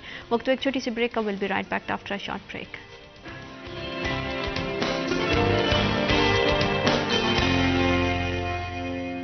Welcome back to after short break. आप देख रहे हैं CT10। शहर फैसलाबाद की सियासत के हवाले से बात की जाए तो मैदान बहुत ही गर्म है और जो हम देख रहे हैं कि रोज़ बरोज़ हर गुजरते दिन के साथ जो कंपेन्स हैं वो बहुत ज़्यादा मुतहरिक हो गई हैं। पार्टीज़ जो अपना मंशूर लेके मैदान में आ चुकी हैं, आवाम के एतमाद को बहाल करने की भरपूर कोशिश की जा रही है, क्योंकि हमने देखा है कि निगरान हुकूमत में भी और पहले भी बहुत ज़्यादा मसाइल का सामना आवाम को करना पड़ा है। महंगाई का एक बहुत बड़ा बहरान है जिससे हमारी आवाम गुजर रही है, बेरोज़गारी का सामना करना पड़ रहा है, बहुत ज़्यादा मसले मसाइल हैं, एनर्जी क्राइसिस बहुत ज़्यादा है, इंडस्ट्री बंद होती हुई दिखाई दे रही है, बेरोज़गारी का जो तसलसल है वो बढ़ता चला जा रहा है। इन तमाम मसाइल का क्या हल हो सकता है और सियासत के हवाले से गुफ्तगू करेंगे और किस तरह की इलेक्शंस की तैयारियां चल रही हैं, इसी मौजू पर बात करने के लिए आज हमें स्टूडियोज़ में ज्वाइन किया है राना एहसान अफजल हैं, साबिक मशीर वज़ीर आज़म सनअत व तजारत और कैंडिडेट भी हैं MNA NA 104 से। अस्सलाम वालेकुम। वालेकुम सलाम। कैसे हैं आप? बिल्कुल खैरियत से। बहुत शुक्रिया आपकी तशरीफ़ आवरी का, आपने हमें और हमारे प्रोग्राम को वक्त दिया। कैसी चल रही है ज़िंदगी और सियासत कैसी जा रही है? ज़िंदगी अल्हम्दुलिल्लाह अच्छी चल रही है। मुश्किल हालात हैं ओवरऑल माशी तौर पे। मैं समझता हूँ कि पाकिस्तान वैसे तो अगर 75 साल तारीख में देखें तो बड़ी हालात मुश्किलात से ही घिरा रहा है मुल्क, लेकिन अभी भी मैं समझता हूँ कि बहुत एक डिफ़िकल्ट पीरियड है सबके लिए, क्योंकि इन्फ्लेशन जो है वो 30, 35, 40% पे है। मईशत जो है वो एक स्लो ग्रोथ के ऊपर खड़ी है और आगे के भी जो रास्ता है वो भी कठिन है। और फिर आप इलेक्शंस में जा रहे हैं तो मैं समझता हूँ कि लोगों को मुतमईन करना और अपने मंशूर को उनको कन्विंस करना कि यही वो रास्ता है जो मुल्क को इस दलदल से निकालेगा, तो एक चैलेंज है। और अल्हम्दुलिल्लाह PMLN जो है इस चैलेंज को हेड ऑन फेस कर रही है। हमारे कायद वापस आ चुके हैं, मियां मोहम्मद नवाज शरीफ, वो कैंपेन को लीड करेंगे। तो मैं समझता हूं कि आगे आने वाले दिनों में पाकिस्तान के लिए इंशाल्लाह अच्छे वक्त हैं इंशाल्लाह। और जैसे कि आपने अभी बात की है कि पार्टी लीडर वापस आ गए, तो लीडर की क़यादत में जो है वो कैंपेन चलाना, और उससे पहले कुछ डिफरेंस दिखाई देता है कि पहले उनके आने से पहले जिस तरह से मामला चल रहे थे और अब जिस तरह से पार्टी के मामलात हैं उसमें कदर बेहतरी आई है? लेकिन बिल्कुल मियां नवाज शरीफ जो हैं वो 2013 में उन्होंने आखिरी दफ़ा पार्टी की कैंपेन की थी इलेक्शन की, क्योंकि 2018 में तो उनको एक टारगेटिंग के ज़रिए, एक प्लानिंग के ज़रिए उनको इक़्तिदार से भी हटाया गया, फिर उनसे पार्टी सदारत भी छीनी गई, तो फिर उनको सज़ाएं भी हो गई और जेल भी हो गई। तो आज वो 2013 के बाद दोबारा PMLN की कैंपेन को लीड करेंगे, तो मैं समझता हूं कि पार्टी वर्कर में वलवला है, जोश है मियां साहब के आने से, और उम्मीद है क्योंकि मियां नवाज शरीफ ने हमेशा डिलीवर किया है इस मुल्क के लिए। इस मुल्क के अंदर जितने भी ऐसे प्रोजेक्ट्स हैं जिनमें आपको नज़र आता है कि कोई तरक्की की है इस मुल्क में, उसमें मियां नवाज शरीफ की झलक और नाम आपको ज़रूर नज़र आएगा। बिल्कुल, और जिस तरह से स्पेशली फैसलाबाद की बात की जाए, इंडस्ट्रियल हब है, यहाँ से बहुत ज़्यादा सनत और कारोबार वो बचता है, लेकिन अनफॉर्चुनेटली कुछ टाइम से हम देख रहे हैं कि एक एक करके जो इंडस्ट्री है, या तो उसका पहिया बहुत ही सुस्त रवि का शिकार हो गया है, या बहुत सारी इंडस्ट्रीज ऐसी हैं जो हमें बंद होती दिखाई दे रही हैं कि बिल्कुल जो है ना वो आखिरी दहाने पे खड़ी हैं कि अब आर या पार वाली सिचुएशन हो गई है कि लोगों के लिए बहुत मुश्किल हो गया कारोबार चलाना। तो इलेक्शन के बाद किस तरह से हम इन तमाम हालात को बेहतर होता हुआ नज़र आएंगे हमें, और पार्टी इसके लिए क्या करेगी? लेकिन पाकिस्तान की अगर मईशत के जो बड़े कुछ चंद मसाइल हैं, सबसे पहले तो पॉलिटिकल इंस्टेबिलिटी एक बड़ी वजह रही है कि पॉलिसी का तसलसल बरकरार ना रहना, एक मईशत के अंदर वो तसलसल नहीं हम पैदा कर सके ग्रोथ का। पॉलिटिकल इंस्टेबिलिटी नंबर 1 एक इशू रहा है। लेकिन उसके बाद अगर हम गहराई से इसको देखें तो पाकिस्तान के 2 बड़े मसाइल हैं। एक तो ट्रेड इम्बैलेंस है, यानी कि जो आप एक्सपोर्ट करते हैं और इम्पोर्ट करते हैं उसका फ़र्क है, वो बहुत बड़ा गैप है, और उसको कुछ हमारे जो ओवरसी पाकिस्तानी हैं वो कवर कर देते हैं, लेकिन उसके बाद भी हमारा खसारा बचता है और हमें डॉलर्स जो हैं वो आलमी मार्केट से कर्जे पे लेने पड़ते हैं हर साल।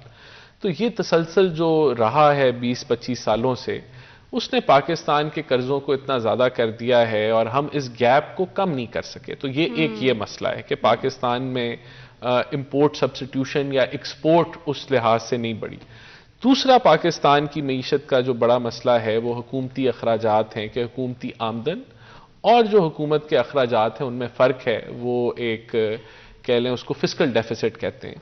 तो उसकी वजह से जो है वो एक कंटिन्यूटी के साथ वो फिस्कल डेफिसिट एक हद से बढ़ के जो हद होनी चाहिए उससे ज़्यादा बढ़ता रहा है, जिसकी वजह से आप देखती हैं कि महंगाई है, आपका रुपया जो है उसकी कदर कमज़ोर होती रही है। पिछले 75 सालों में रुपया हमारा कमज़ोर से कमज़ोर तर होता रहा है। तो ये वो 2 बुनियादी वजूहात हैं। अब इसके हल क्या हैं? हल जो हैं वो बिल्कुल हैं। देखें, एक तो हमें हुकूमत को अपनी आमदन बढ़ानी है। आमदन वो कैसे बढ़ाएंगे कि जब सब लोग टैक्स नेट के अंदर आएंगे। और मैं ये भी तस्लीम करूंगा, उसमें सारी हुकूमतें हैं कि किसी ने अच्छा किरदार कोई अपनी बताएगा कि हमने बड़ा अच्छा किया, मैं उधर उस तरफ नहीं जाऊंगा, लेकिन ओवरऑल अभी तक एज अ गवर्नमेंट हम फेल हुए हैं कि हम टैक्स का मकसद ये होता है कि आप जितनी आमदन हो उतना टैक्स लें, लेकिन हमारा टैक्स मॉडल ऐसा है कि वो गरीबों पे भी उतना ही है और अमीरों पे भी उतना ही है, बल्कि अमीर जो हैं वो अपनी आमदन पे टैक्स उस तरीके से नहीं देते। तो हमें इस चीज़ को तब्दील करना है। ये तब्दील हो सकता है और 5 सालों के अंदर तब्दील किया जा सकता है। तो जब आप अपने टैक्स नेट को बढ़ाएंगे और आप अपने प्रोग्रेसिव टैक्सेशन पे जाएंगे, और जिस तरह ताजर हजरात हैं वो टैक्स नेट में नहीं हैं, प्रॉपर्टी सेक्टर उस तरीके से टैक्स नेट में नहीं है, एग्रीकल्चर सेक्टर नहीं है, तो इनको जब आप, ये नहीं है कि आप बहुत ज़्यादा टैक्सेस लें, जब आप सबसे टैक्स लेंगे, सबसे जिनकी जिम्मेदारी है टैक्स देना, वो टैक्स देंगे तो जो ऑलरेडी टैक्स दे रहे हैं उनका बर्डन भी कम हो जाएगा। तो आपको क्या लगता है इसमें FPR की कहीं ना कहीं नाअहली है या शहरियों की तरफ से? इसमें पॉलिसी का तसलसल नहीं है, आपकी हुकूमती विल नहीं है, तो ये आपको आमदन बढ़ानी होगी, फिर आपको अपने अखराजात कम करने हैं। अब जिस तरह पेंशन का बिल है, तो वो आज हुकूमत का जो 1 साल का जो खर्चा है वफाकी हुकूमत का, उससे बढ़ गई है पेंशन का अखराजात। तो पेंशन दुनिया में कॉन्ट्रीब्यूटरी पेंशन होती है कि जो आपकी सैलरी होती है उसमें से 5-10% आप एक फंड में डालते हैं और वो फंड बाद में कोई 30 साल की सर्विस के बाद उसमें से आपको पेंशन मिलती है। तो हमें इस मैकेनिज्म में जाना है। अगर सब्सिडीज़ की हम बात करें तो सब्सिडीज़ दुनिया भर में वेस्टर्न ममालिक में डायरेक्ट दी जाती हैं, क्रॉस सब्सिडी नहीं दी जाती। अगर मिसाल के तौर पर यूरिया की बोरी है और उसकी गैस हम सस्ती कर रहे हैं, तो उसका ज़्यादा फ़ायदा तो वो फर्टिलाइज़र कंपनियां ले रही हैं जो यूरिया बनाती हैं। तो उसमें फिर इनएफिशिएंसीज आती हैं। तो वो अगर आपने किसान को फ़ायदा देना है तो आप ऐसा मैकेनिज्म बनाएं कि डायरेक्ट उसकी जेब में वो चली जाए, लेकिन जो बोरी की कॉस्ट है वो पूरी वसूले। तो ये वो चीज़ें हैं। और इसी तरह मैं समझता हूँ कि डेवलपमेंट को भी हमें रीथिंक करना पड़ेगा कि आपके मुल्क की जो डेवलपमेंट के प्रोजेक्ट्स हैं वो प्रोजेक्ट्स हों जो आपकी इंपोर्ट सब्स्टिट्यूशन में हेल्प करें या आपकी एक्सपोर्ट में इजाफा करें, क्योंकि जो बेशतर हुकूमतें आती रही हैं माजी में वो करती ये रही हैं कि डेवलपमेंट में अपने अपने नए प्रोजेक्ट्स लॉन्च कर देते हैं। अगर आज आप पाकिस्तान का PSDP जो कि आपका डेवलपमेंट फंड होता है वफाक का, उसको देखें तो उसमें 16 साल तक के प्रोजेक्ट्स जो हैं वो आपने डाल दिए हैं कि आज आप 16 साल भी अगर उनको फाइनेंसिंग नए प्रोजेक्ट ना डालें तो ये प्रोजेक्ट मुकम्मल नहीं होंगे, तो ओवरलोड कर दिया। तो हमें उधर भी जो है थोड़ा ब्रेक लगाने की ज़रूरत है कि हम पुराने प्रोजेक्ट्स को मुकम्मल करें और फिर वो मुकम्मल हो तो नए प्रोजेक्ट्स उसमें लॉन्च करें। लेकिन हमारे यहाँ एक बहुत ही इस चीज़ की जो है ना अनफॉर्चुनेट सी सिचुएशन है कि जैसे आपने प्रोजेक्ट्स की बात की है, हम लॉन्च करते हैं, उस पर काम शुरू करते हैं, 5 साल का एक पूरा टर्नओवर होता है गवर्नमेंट का, लेकिन वो 3 साढ़े 3 साल के बाद ही जो है हमारे यहाँ कोई भी 5 साल जो है मुश्किल से ही कभी पूरे कर पाया होगा। गवर्नमेंट चेंज हो जाती है, मंसूबे वहीं के वहीं बंद पड़ जाते हैं या तो उनको रोक दिया जाता है। देखिए यही चीज़ें हैं जो आज आपको तब्दील करेंगे तो मुल्क इस दलदल से निकलेगा। मैं आपको मिसाल देता हूँ कि अगर एक डैम आपने शुरू किया और उसके लिए आपके पास, मैंने कहा ना, 16 साल का आपका थ्रो फॉरवर्ड है डेवलपमेंट प्रोजेक्ट का। अगर आप एक प्रोजेक्ट को 20% एक हुकूमत ने एलोकेट कर दिया तो अगली हुकूमत उसको फंडिंग नहीं करती, तो वो 20% भी मर गए आपके, क्योंकि उनका पे बैक तो नहीं शुरू हुआ। तो ये चीज़ें हम यही वो रास्ते हैं जिनसे अब इसी तरह अब आप आ जाएं एक्सपोर्ट के ऊपर। हुकूमत की 75 सालों में फोकस टेक्सटाइल के ऊपर ही रहा, टेक्सटाइल वालों को मरात मिले, ये शहर है, मैं नहीं कहता कि उनसे मरात लेने चाहिए, उनको एक्सपोर्ट, उनके साथ बैठ के एक्सपोर्ट हमें बढ़ानी है, लेकिन हमने और शोबों को जो है वो तरजीह नहीं दी। IT सेक्टर ऐसा है जिस पे काम हो तो वो बड़ी जल्दी आप अपनी एक्सपोर्ट की जो हैं वो सर्विसेज या एक्सपोर्ट की मद में आप अपनी बढ़ा सकते हैं IT सेक्टर के जरिए। इसी तरह एग्रीकल्चर सेक्टर हमारी स्ट्रेंथ है, लेकिन आज भी अगर आप देखें प्रॉब्लम क्या है कि अगर कनक है तो कनक की फसल की जो एवरेज है वो 1/3 है दुनिया की एवरेज से। यानी कि जो 1 लीटर हम पानी लगाते हैं अपनी फसल में तो उसकी जो आउटपुट है वो 130 ग्राम है। तो दुनिया में 1 लीटर पानी के एवज जो आउटपुट है वो 800 ग्राम है। तो आप खुद सोचें कि कितनी बड़ी इनएफिशिएंसीज हैं।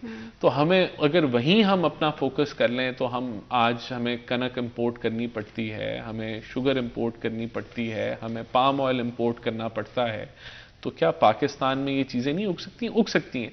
तो ये वो रास्ते हैं अगले 5 सालों में मैं जो समझता हूँ कि हुकूमत को अपनाने होंगे, और अगर हम इस रास्ते पे नहीं चलते, अगर हम रिफॉर्म्स नहीं करते, अगर हम वो चीज़ें फैसले नहीं करते जो सख्त, अब अगर आपने किसी से टैक्स लेना है और वो टैक्स की मद में टैक्स की वो उस में नहीं है, वो तो चीखेगा, वो कहेगा कि ये मेरे साथ ज्यादती हो रही है। अब अगर दूसरे ऑपोजिशन वाले सियासतदान उसके पास जाके उसकी आवाज़ बन जाए सिर्फ इसलिए कि वो चाहते हैं कि वो उनका वोट ले लें, तो ये सियासत जो है इसने मेरे ख्याल से पाकिस्तान को बहुत पीछे लेके गया है। तो इसकी अब ज़रूरत नहीं है और हमें इस चीज़ की ज़रूरत है कि जो फैसले मुल्क के मफाद में हैं हम निडर हो के हुकूमत उसको करे। बिल्कुल, और इम्पॉर्टेंट फैसले होने बहुत ज़्यादा ज़रूरी हैं।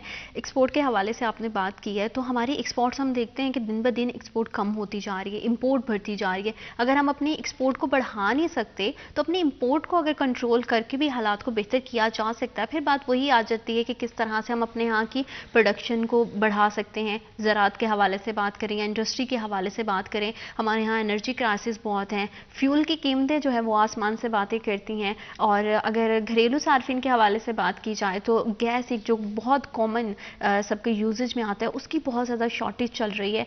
इतने लंबे लंबे बिल्स भी लोग पे करते हैं, उसके बावजूद भी उनको जो है ना वो बिजली मैसर है, और अगर किसी के पास बाइक है और उसमें फ्यूल उसमें फिल करवाना है तो उसके पास इतनी आमदन नहीं है आज के दौर में, इस वक्त में, कि वो जो है वो इतनी महंगी महंगी चीज़ें जो है वो अफोर्ड कर सके। तो इन सारे हालात को किस तरह से हम कंट्रोल करेंगे, क्योंकि मसला सिर्फ एक नहीं है, मसले 20 हैं। बिल्कुल, आपने कहा सबसे बड़ा मसला तो महंगाई का मसला है। अब महंगाई के मसले का हल क्या है? मिसाल के तौर पे बिजली जब महंगी आप करते हैं तो महंगाई और बढ़ती है, लेकिन इसके अंदर जो मैं आपके व्यूअर्स हैं उनको जो मैं समझाना चाहूँगा, मिसाल के तौर पे आपकी बिजली जो है आप हुकूमत महंगी हो गई है। या पहली बात तो ये एनर्जी मैक्स दुरुस्त करने की ज़रूरत है, हमें रिन्यूएबल्स पे जाने की ज़रूरत है, हमें डैम्स के ऊपर जाने की ज़रूरत है ताकि हमारी एनर्जी कॉस्ट कम हो। और यही मंसूबा है PMLN का, अगर इक़्तिदार में आती है, कि हम अपनी एनर्जी बास्केट प्राइस को कम करेंगे और वो अफोर्डेबल बनाएंगे। लेकिन जो सवाल अभी करंटली है कि बिजली है और वो महंगी बन रही है लेकिन हम उसको बेच सस्ता रहे हैं, सब्सिडाइज कर रहे हैं, तो वो जो खसारा है वो कौन पे करता है? वो हुकूमत जो है वो पे करती है। हुकूमत कहाँ से पे करती है? हुकूमत टैक्स से लेती है, और वो अगर इतनी आपके अखराजात इतने हैं कि वो आपकी आमदन उसको पूरा नहीं करती, तो फिर हुकूमत कर्जा लेती है उस गैप को पे करने के लिए। और जब वो कर्जा लेती है तो फिर आपको वो सूद समेत वापस करना पड़ता है। और किसको सूद समेत वापस करना पड़ता है? हुकूमत को। और हुकूमत कहाँ से पैसा लेती है? अवाम से। तो एंड में अवाम को सूद समेत वो सब्सिडी वापस करनी पड़ती है महंगाई की सूरत में। जब खसारा आपका ज़्यादा होता है तो महंगाई बढ़ती है, जब आपका रुपए की कदर कम होती है तो महंगाई बढ़ती है। तो उस सूरत में फिर अवाम को पे करना। तो हमें ये समझना है कि अच्छी गवर्नेंस क्या है। अच्छी गवर्नेंस ये है कि जो हुकूमत अपने अखराजात को कम करे। रेहान साहब, मैं आपकी बात को यहीं से कंटिन्यू करूंगी। वक्त एक छोटी सी break, I will be right back after a short break.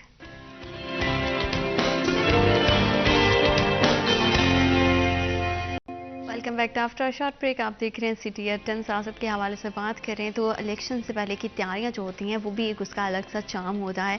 और अब हम देखते हैं कि हाल ही कुछ टाइम से ख़वातीन बहुत बढ़ चढ़ के सियासत में हिस्सा लेने लगी हैं। पहले ख़वातीन को सिर्फ ये होता था कि घर के अंदर के मामलात कैसे चल रहे हैं, लेकिन अब बहुत अच्छी बात है कि मुल्क की भाग दौड़ में भी हमारी ख़वातीन जो हैं वो पेश हैं। और सियासत के हवाले से बात करें, इलेक्शन की तैयारियों के हवाले से बात करें तो पाकिस्तान मुस्लिम लीग की ख़वातीन कारकुन कितनी मुतहर्रिक हैं ये हम जानेंगे। सर, ख़वातीन का किस तरह से रिस्पॉन्स आ रहा है और किस तरह से इलेक्शन की तैयारियां जो है वो चल रही हैं? आपको लगता है कि अब टाइम चेंज हुआ है ख़वातीन के हवाले से स्पेशली?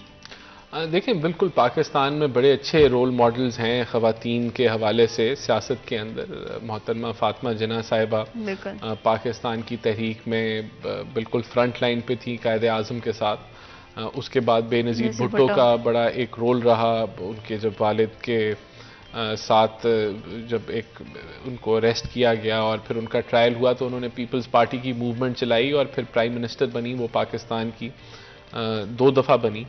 अब मैं समझता हूँ कि मरियम नवाज़ और दीगर बहुत सारे लोग, हर पार्टी के अंदर ख़वातीन का एक अहम रोल है। ख़ास तौर पे जो एक रिज़र्व सीट के हवाले से उनको नुमाइंदगी की अपॉर्चुनिटी मिली कि वो पार्लियामेंट का हिस्सा बने।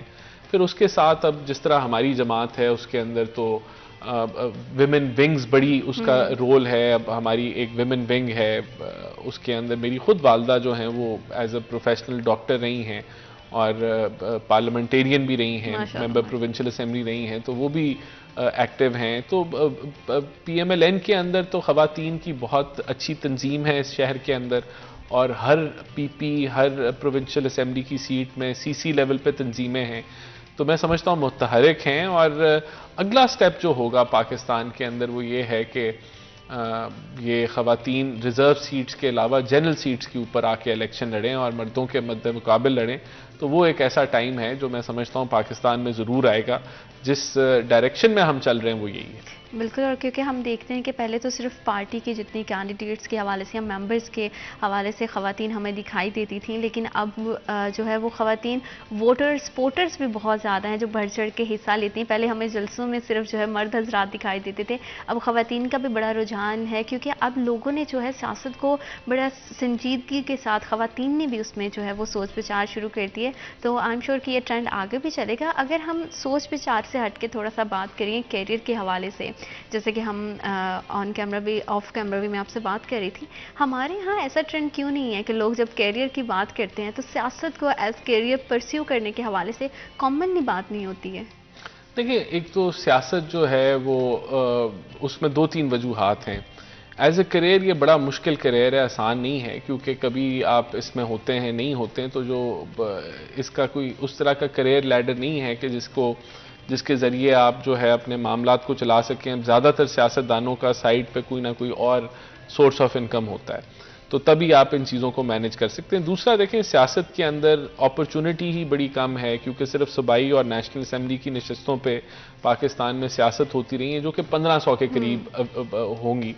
तो जो लोकल बॉडीज़ का निज़ाम ना एग्जिस्ट करना, या अगर आना तो बड़े थोड़े अरसे के लिए आना और फिर बड़ी बड़ी गैप्स आना, उसमें मैं समझता हूँ कि बहुत बड़ी अपॉर्चुनिटी लॉस है कि यूथ और नौजवान सियासत में एंट्री नहीं कर पाते, क्योंकि ये 1500 सीटों का मुकाबला है, और अगर आप लोकल बॉडीज़ को पूरे पाकिस्तान में शामिल कर लें तो वो 1 लाख मौके हैं काउंसलर लेवल पे, चेयरमैन लेवल पे कि लोग सियासत में एंटर करें। तो वो मौक़ों की कमी नंबर 1, और फिर वो जाहिर सी बात है जब इतनी थोड़ी सीटें हैं तो उन सीटों पे जो लोग बैठे हुए हैं फिर उनकी कोशिश होती है कि नए लोग ना आए।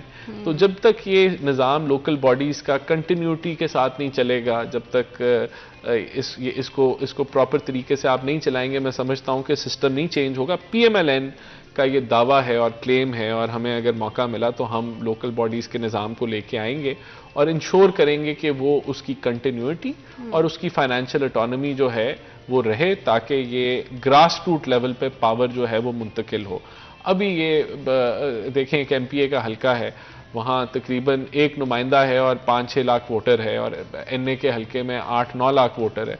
तो जब आप UC लेवल पे आ जाएंगे तो एक UC जो है वो 15 से 18 हज़ार वोटों की होती है, और एक जो काउंसलर होता है उसका 3-4 हज़ार वोट होता है। तो नुमाइंदगी फिर 4,000 बंदों के लिए उसका एक नुमाइंदा होता है। तो फिर वहाँ से मौके निकलते हैं कि यूथ आएगी, वो उसको देखेंगे अपने इर्द गिर्द कि ये आदमी जो है वो हमारा काउंसलर है, हमारे मसाइल हल करता है, तो हम भी इस तर्ज पे चलें। तो मैं समझता हूँ इस सिस्टम को लाना लाजिम है, बहुत ज़रूरी भी है। और अपॉर्चुनिटीज़ की आपने बात की, अगर सियासत से हट के किसी भी फील्ड की बात कर दी जाए तो पाकिस्तान में बहुत बड़ी तादाद में हमने देखा है कि यूथ माइग्रेशन का सिलसिला एक स्टार्ट हुआ, लोग पाकिस्तान को छोड़ के जो है अब्रॉड जाने लगे। हमारे यहाँ सहूलियात का फुकदान है, अपॉर्चुनिटीज़ नहीं हैं। आप क्या समझते हैं कि इसके पीछे की बड़ी वजह क्या है? देखें, ऑब्वियसली जब कोई बाहर जाता है तो उसका यही मतलब है कि उसको यहाँ इतनी अच्छी अपॉर्चुनिटी नहीं मिल रही, और उसको बाहर जो है वो बेहतर अपॉर्चुनिटी मिल रही है, तो वो बाहर का रुख करता है। यकीनन जब पाकिस्तान एक मुश्किल माशी सूरत हाल में है तो बहुत सारे लोग देखते हैं कि अगर उनको यहाँ जॉब नहीं मिल रही, या कोई जॉब भी कर रहा है और उसको बेहतर कोई सिलसिला बाहर मिल रहा है, तो वो उस तरफ रुख करता है। तो इसमें देखें, हमें तकरीबन $30 अरब आता है फॉरेन रेमिटेंसेस से, तो डेफिनेटली वो भी एक असासा है। जो लोग बाहर जाते हैं और फिर अपनी फैमिलीज़ को सपोर्ट करते हैं, तो वो मुल्क, उससे मुल्क चलता है और बहुत हमें बेनिफिट होता है इस मुल्क को। लेकिन किसी भी मुल्क का जो लॉन्ग टर्म गोल होना चाहिए वो यही होना चाहिए है कि उसकी लेबर फोर्स उसी मुल्क में इस्तेमाल हो, और उसके लिए हमें जो 3 बड़े सेक्टर्स हैं, एग्रीकल्चर है, सर्विसेज सेक्टर है, इंडस्ट्री है, तीनों को बढ़ाना, फैलाना और एक्सपैंड करना होगा कि लोगों के पास अपॉर्चुनिटी वहीं मौजूद हो। देखिए, मैं आपको मिसाल देता हूँ। चाइना में एक वक्त में बहुत आबादी थी और उन्होंने 1 चाइल्ड पॉलिसी इंप्लीमेंट की।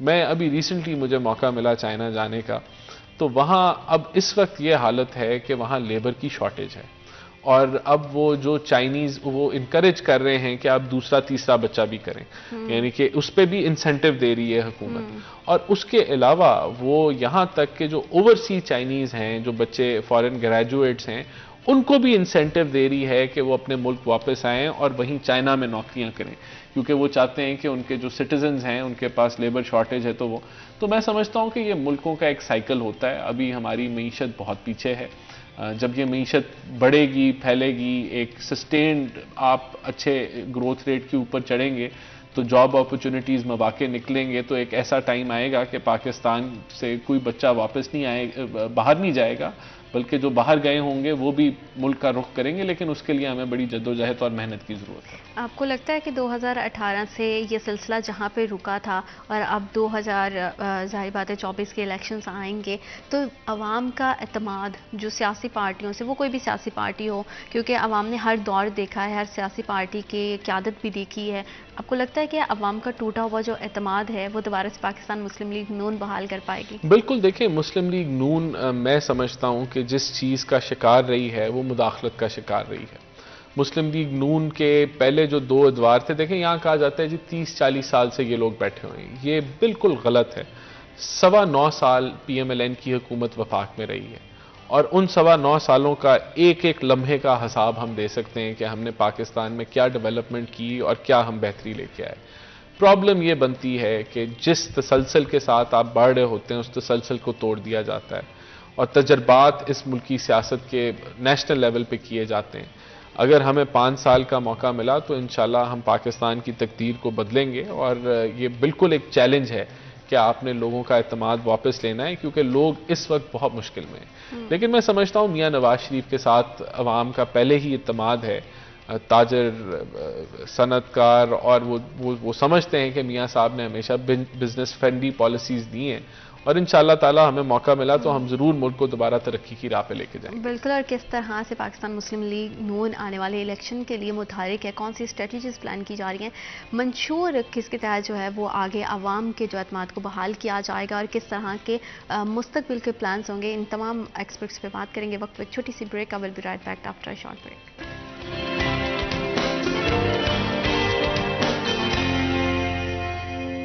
Welcome back after short break. आप देख रहे हैं सिटी एट 10 और सियासत के हवाले से बात करें तो फैसलाबाद में जब भी इलेक्शन का दौर शुरू हुआ है लोग बहुत ज़्यादा मुतहरिक होते हैं, कंपेन्स बहुत ज़्यादा स्टार्ट हो जाती हैं और आवाम के रिलीफ के लिए हर कैंडिडेट जो है वो दावे भी करता है। तो क्या इस बार भी सिर्फ वो दावे ही रहेंगे, क्या वो ख्वाब ही रहेंगे या आवाम को इसका कुछ बेनिफिट भी होगा, क्योंकि आवाम बहुत ही मुश्किल दौर से गुजर रही है। बहैसियत शहरी मैं खुद इन सब चीज़ों से बहुत ज़्यादा रिलेट कर पाती हूँ, क्योंकि हम देखते हैं कि जिस तरह से आज से 2-4 साल पहले की बात है कि ज़िंदगी थोड़ी आसान चल रही थी, हर गुजरते टाइम के साथ हमें मुश्किलात ज़्यादा ही लगती हैं, लेकिन अब अगर ऑन अ सीरियस नोट बात की जाए तो वाकई मुल्क के हालात बहुत ख़राब हो गए हैं। आवाम को रिलीफ देना बहुत ज़्यादा ज़रूरी है। आवाम का एतमाद किस तरह से पाकिस्तान मुस्लिम लीग नून बहाल कर पाएगी, इसी हवाले से हम बात कर रहे थे। सर, आप बता रहे थे कि किस तरह से आवाम का जो है एतमाद को बहाल करना बहुत ज़्यादा ज़रूरी है, क्योंकि जब कोई किसी से उम्मीद करता है और उसकी उम्मीद अगर पूरी नहीं हो तो वो हार्ट ब्रेक बहुत बुरा होता है। एक बादशाह सलामत थे और उनका दरबार लगा हुआ था, तो वहाँ एक गायक आया और उसने गाना गाना शुरू कर दिया, तो बड़ा अच्छा गा रहा था। तो बादशाह सलामत को बड़ा पसंद आया, तो उन्होंने कहा कि मैं तुम्हें इतनी अशरफियाँ जो हैं वो तोहफे में देता हूँ। तो उस गायक ने और एक गाना सुनाया, तो और सुरीली आवाज़ में सुनाया, तो बहुत अच्छा गाया। तो बादशाह सलामत ने कहा कि इतनी अशरफियाँ मैं तुम्हें और देता हूँ। तो 2-3 गाने सुनाए, बादशाह सलामत अशरफियों का ऐलान करते रहे और गायक और ऊंची आवाज़ में और सुरीली आवाज़ में नए से नए गाने जो है वो गाता रहा। वो गायक जब महफिल ख़त्म हुई वो चला गया। वो इंतज़ार करता रहा कि उसे अशरफियाँ मिलेंगी, उसे अशरफियाँ ना मिली। तो चंद हफ्ते गुजर गए, तो फाइनली वो फिर दोबारा दरबार में गया और उसने वहाँ आस लगाई और दुख का इजहार किया कि बादशाह सलामत, आपको मैंने इतना खुश किया, आपने इतनी अशरफियों का जो है ऐलान किया, तो आपने दी नहीं। तो बादशाह सलामत कहते कि तुमने मेरे कानों को खुश किया, मैंने तुम्हारे कानों को खुश किया, हिसाब बराबर हुआ, अब आप जाओ। तो देखें, वादे जो हैं आप झूठे भी कर सकते हैं और लोगों को धोखा दे के आप इक़्तिदार में आ सकते हैं। मेरे ख्याल से 2018 में कुछ इसी तरह ही हुआ था। बहुत सारे वादे किए गए जिस पे तकमील नहीं ला सके लोग। 2013 का जो पाकिस्तान था उसमें 2500 बम धमाके होते थे, टेररिस्ट इंसिडेंट्स होते थे, 15-15, 16-16 घंटे की लोड शेडिंग थी, गैस की लोड शेडिंग थी, इस मुल्क में फॉरेनर नहीं आता था। हमने 5 सालों में इसी बुनियाद पे, इसी मंशूर पे इलेक्शन लड़ा था कि हम इन चीज़ों का हल निकालेंगे। हमने अल्हम्दुलिल्लाह उन 5 सालों में टेररिज्म की कमर तोड़ी, 2 ऑपरेशन हुए, रद्दुल फसाद हुआ, ज़रबे अज़्ब हुआ, उसकी फाइनेंसिंग हमारी हुकूमत ने की, पॉलिटिकल विल हमारी हुकूमत ने दी।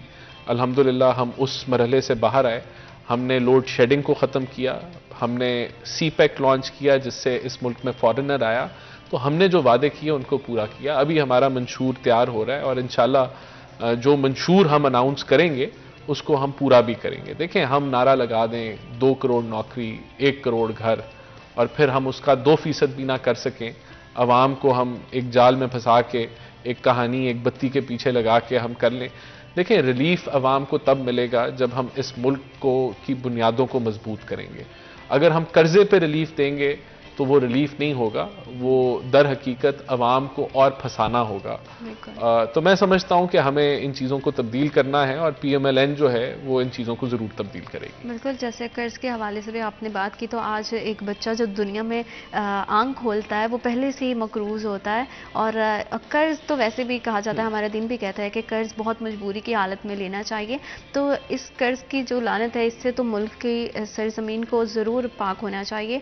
साथ ही साथ अगर फ्री एंड फेयर इलेक्शंस की बात की जाए तो पाकिस्तान में हमेशा से धांधली की बात की जाती है। आपको लगता है कि इस बार जो इलेक्शंस होंगे उसका निज़ाम पहले से बेहतर होगा? देखिए, ये बड़ा ज़रूरी है कि फ्री फेयर ट्रांसपेरेंट इलेक्शंस हों, ताकि जो ये पॉलिटिकल इंस्टेबिलिटी है वो ना आए। और पहले भी हमारा एतराज़ यही था 2018 में कि एक जमात को लाया गया और एक जमात को टारगेट किया गया। तो हम समझते हैं ये जिम्मेदारी ECP की है और केयर टेकर्स निज़ाम की है। उनकी जिम्मेदारी है कि वो फ्री फेयर ट्रांसपेरेंट इलेक्शन करें और हर जमात को जो है वो लेवल प्लेइंग फील्ड मिले, और यही हमारी जो है वो मोटो है। और होना भी इसी तरह से चाहिए, क्योंकि अवाम का जो एक पावर है वो वोट ही है, जिसको वो कास्ट करके उम्मीद करते हैं कि जिनको उन्होंने वोट दिया है वही इलेक्ट होकर आएँ। सर, लॉन्ग टर्म पॉलिसीज़ कितनी ज़्यादा इंपॉर्टेंट है? क्योंकि हमारे यहाँ शॉर्ट टर्म पॉलिसीज़ तो बड़ी बनाई जाती हैं, लॉन्ग टर्म पॉलिसी की कोई बात नहीं करता, क्योंकि आने वाला हर नया बंदा यही समझता है कि जो मैं पॉलिसी बना रहा हूँ वो सबसे बेहतर है, वो सबसे ज़्यादा जो है वो देखिए, लोगों के लिए ये बुनियाद बेनिफिशियल है। होती है किसी भी मुल्क की तरक्की के लिए। अगर आपने इंडस्ट्री को पॉलिसी देनी है तो वो मिनिमम 10 साल की होनी चाहिए। अगर आपने IT इंडस्ट्री को पॉलिसी देनी है तो वो मिनिमम 10-15 साल की होनी चाहिए। तभी लोग एतमाद करते हैं कि हुकूमत तब्दील भी हो जाए तो हमारे साथ जो एक मुआहदा किया है हुकूमत ने इस सेक्टर के हवाले से, वो मेंटेन रहेगा। क्योंकि एडहॉकिज्म पे मुल्क चलता रहा है, हुकूमतें बार बार तब्दील होती रही हैं, तो पॉलिसीज़ भी बार बार तब्दील होती रही हैं, तजर्बात किए गए हैं, तो मीशत का ये हाल है। मैं समझता हूँ कि कंटिन्यूटी ऑफ पॉलिसी अव्वलीन है आपको इन्वेस्टर को इत्तमाद देने के लिए, एक काबिल आदमी को इत्तमाद देने के लिए, फॉरेन डायरेक्ट इन्वेस्टमेंट के लिए, हर लिहाज से सनत तजारत को तरजीह यानी कि तरक्की की राह पे चलाने के लिए लॉन्ग टर्म पॉलिसी बड़ी अहम है। और इन पॉलिसीज़ को बनाने के लिए स्पेशली फैसलाबाद की बात करें, इंडस्ट्रियल हब है, स्टेक होल्डर्स का और हुकूमती इदारों का एक पेज पर आके डायलॉग करना कितना इम्पॉर्टेंट है? देखिए, ये किया जाता है। जो चैम्बर ऑफ कॉमर्स वगैरह जो बने हैं उनका यही मकसद है कि वो एक ब्रिज बने बिजनेस कम्युनिटी का और हुकूमत के दरमियान। तो इस तरह के बहुत सारे फोरम्स हैं जहाँ इनकी एसोसिएशंस होती हैं मुख्तलिफ बिजनेस सेक्टर्स की, जो कि इंटरेक्ट करती हैं हुकूमत की डिफरेंट वजारतों से, ताकि इनकी राय के साथ जो है वो पॉलिसी बनाई जाए। लेकिन ये नहायत ही अहम है। देखें, कोई भी पॉलिसी आप बनाएं और उसमें सारी वो राय ना ली जाए जो कि जिनको वो पॉलिसी इम्पैक्ट करती है, तो वो पॉलिसी ना मुकम्मल होती है। तो ये लाजिम होता है कि किसी भी पॉलिसी मेकिंग के अंदर, इसलिए देखें हम अभी मंशूर बना रहे हैं, तो अगर इकॉनमी की बात है तो हम उस मंशूर के लिए, इकॉनमी के मंशूर के लिए हम ताजरों के पास जा रहे हैं, हम ट्रेडर्स के पास जा रहे हैं, हम चेम्बर्स के पास जा रहे हैं। ख़वातीन एम्पावरमेंट है तो हम ख़वातीन के पास जा रहे हैं। स्पोर्ट्स का मंशूर है तो हम मुख्तलिफ स्पोर्ट्स के लोगों के साथ हम इंटरेक्ट कर रहे हैं। तो हमारी कोशिश PMLN की यही होती है कि हम सबकी राय लें और फिर आगे का जो है वो रास्ता तयन करें। क्योंकि जैसे आपने बात की है कि डायलॉग बहुत ज़्यादा इम्पॉर्टेंट है, लेकिन अभी तक जितना मैंने भी देखा है, जितना मेरा भी सबसे बात होती है, मेजॉरिटी हमारे स्टेक होल्डर्स ये कहते हैं कि हमारे जो हुकूमती नुमाइंदगान हैं वो हमारी बात ही नहीं सुनते हैं। हमारे मसाइल का हल तभी होगा क्योंकि हमारे मसाइल हमें पता है कि उसको आसान अंदाज से किस तरह से पूरा किया जाना चाहिए। जब पॉलिसीज़ बनाई जाती हैं तो हमें उसमें जो है वो उस तरह से प्रायोरिटी नहीं दी जाती है। आप बिल्कुल ठीक कह रही हैं। ये अगर किसी की शिकायत है तो ऐसा नहीं होना चाहिए, और वो पॉलिसी नामुकम्मल होगी जो राय के बगैर बनाई जाए, तो राय के साथ ही आगे बढ़ना चाहिए। बिल्कुल, और जाहिर बात है हम अपनी डिफरेंट तरह की फील्ड्स को अगर प्रमोट करेंगे, सियाहत के लिहाज से आपने बात की कि पहले फॉरेनर्स नहीं आते थे, हमें अपनी सियाहत पे कितना काम करने की ज़रूरत है, टूरिज़्म को कितना ज़्यादा प्रमोट करने की ज़रूरत है, और खेलों के लिहाज से जो है वो बड़ा एक हम देखते हैं कि हमारा स्पोर्ट्स सेक्टर बड़ा निगलेक्ट हो रहा है। क्योंकि फैसलाबाद में अगर देखा जाए तो बहुत सारे प्लेयर्स हैं, बहुत सारा टैलेंट है, लेकिन उनके पास उस तरह से कोई भी जो है वो प्लेटफॉर्म्स मौजूद नहीं है। देखिए, पाकिस्तान में टूरिज़्म का तो बहुत पोटेंशियल है। पाकिस्तान के पास जो नॉर्दर्न एरियाज़ हैं, पाकिस्तान के पास पहाड़ी इलाके ऐसे हैं जो कि जैसी चोटियां दुनिया भर में नहीं हैं। फिर हमारे पास सहरा हैं, हमारे पास कोस्टल लाइन है। लेकिन टूरिज्म तभी आप प्रमोट कर सकते हैं जब आपकी law and order situation under control हो। अभी पाकिस्तान में जो टेररिस्ट इंसिडेंट्स होते हैं वो दुनिया उनको 10 गुना बढ़ा के पोर्ट्रे करती है, क्योंकि बुरी खबर जो है आगे निकल जाती है, अच्छी खबर को आगे लाना बड़ा मुश्किल होता है। तो हम अगर उस पर काबू कर लें तो मैं समझता हूं कि पाकिस्तान के पास फॉरेन एक्सचेंज कमाने के लिए टूरिज्म की बहुत पोटेंशियल है। बिल्कुल, और आने वाले टाइम में इंशाल्लाह इलेक्शन होंगे और इलेक्शन का अब होना बहुत ज़्यादा ज़रूरी है ताकि आवाम के मसाइल का हल हो सके। तो इलेक्शन के बाद के लिए कोई स्ट्रैटेजीज़ की जा रही हैं, प्लानिंग की जा रही है, या अभी सिर्फ फोकस जो है वो इलेक्शन पे ही है? ये देखिए, इलेक्शन पे जाने से पहले आपको मंशूर लॉन्च करना पड़ता है, तो पार्टी अपने मंशूर पे काम कर रही है। मैं बल्कि मंशूर कमेटी का मैं मेंबर हूँ और उसके अंदर कोई तकरीबन 15 मुख्तलिफ शोबे बनाए गए हैं, मुख्तलिफ कमेटीज़ हैं। उसमें विमेन एम्पावरमेंट है, पॉवर्टी एलिविएशन है, आपका एजुकेशन है, हेल्थ है, आपका लॉ एंड ऑर्डर है, आपकी फॉरेन पॉलिसी है, इकॉनमी है। तो हुकूमत, हमारी जमात जो है, और भी दीगर शोबे हैं जिसके ऊपर वाटर है, वाटर सिक्योरिटी है, क्लाइमेट चेंज है, तो उनके सारे इन शोबों के ऊपर जो है वो सर जोड़ के लोग बैठे हुए हैं। जो पुरानी हमारी पॉलिसीज़ हैं और जो रेलेवेंट स्टेक होल्डर्स हैं उनसे मुशावरत जारी है कि क्या उनके मसाइल हैं और वो क्या चाहते हैं हुकूमत से। तो इस पर भरपूर तरीके से काम हो रहा है और उस मंशूर को लॉन्च किया जाएगा। वो पूरी किताब होगी, उसमें प्लान होगा और उसी की बेसिस के ऊपर हम इलेक्शन लड़ेंगे। आई एम श्योर कि आने वाले दिनों में जितने भी मंशूर बनाए जाएं और जितना भी स्ट्रैटेजीज प्लान की जाएं वो फुलफिल हों और इतना टाइम पूरा हुकूमत को मिले। अभी हमने देखा कुछ दिन पहले कोऑर्डिनेटर्स भी जो है वो मुकर्रर कर दिए गए हैं टिकट्स की डिस्ट्रीब्यूशन के हवाले से। तो वो अमल कहाँ तक पहुँचा और कितना जल्द हमें देखने में मिलेगा कि कैंडिडेट्स की जो टिकट्स की जो तकसीम का पूरा मरहला है वो कितना आसान अंदाज से पूरा होगा? देखें, आज मेरे ख्याल से फैसलाबाद में जो डिविजनल और डिस्ट्रिक्ट और सिटी लेवल के जो कोऑर्डिनेटर्स मुकर्रर किए गए हैं वो अपना एक इंटरव्यू सेशन उन्होंने आज रखा हुआ है शाम को, और वो सिलसिला शुरू हो चुका है।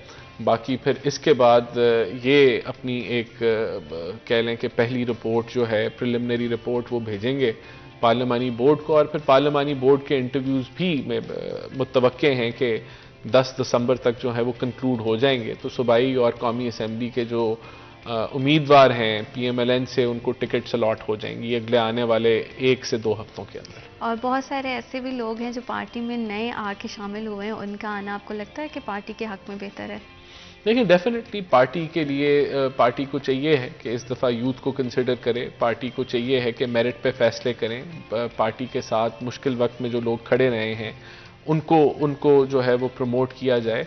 लेकिन पार्टी का जो पहला मकसद होता है, किसी भी जमात, सियासी जमात का मकसद ये होता है कि वो इलेक्शन जीते और वो इक़्तिदार में आए ताकि वो अपना मंशूर जो है उसको इम्प्लीमेंट कर सकें। यही मकसूद होता है सियासी जमातों का। तो वो हर लिहाज से स्क्रूटनी करते हैं कि कौन से कैंडिडेट जो हैं वो माकूल हैं और कौन पार्टी के एजेंडे को आगे लेके जाएंगे। बिल्कुल, thank you so much sir, आपने अपना कीमती वक्त दिया and wish you best of luck for elections. के इलेक्शन में जो है वही इलेक्ट होकर आए जो आवाम जिसको पसंद करती है और जो आवाम की उम्मीदों पर पूरा उतरे। मसाइल का हल होना बहुत ज़्यादा ज़रूरी है। अल्लाह पाक आपके लिए, हमारे लिए, हमारे मुल्क पाकिस्तान के लिए ढेरों ढेर आसानियाँ पैदा करे। अपना बहुत ज़्यादा ख्याल रखिएगा। अल्लाह ही के पान।